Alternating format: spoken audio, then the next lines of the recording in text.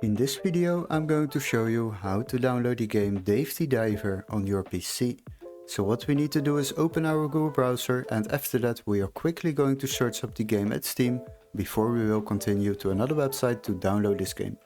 So quickly search up the game and don't waste too much time.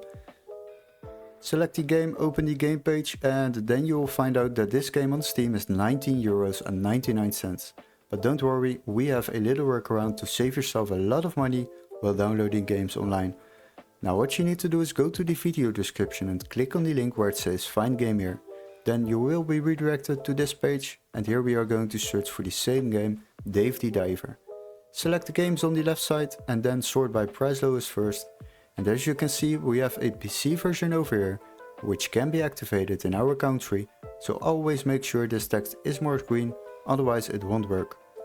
Then select the game and open the game page, and as you can see we can already download this game for just €5.95 compared to the Steam price of €19.99.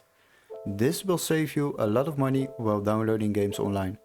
Now once you have purchased this game on this website, you will receive an email confirmation with all the steps to follow, including an activation key for Steam or a completely new legit Steam account to download this game on your PC.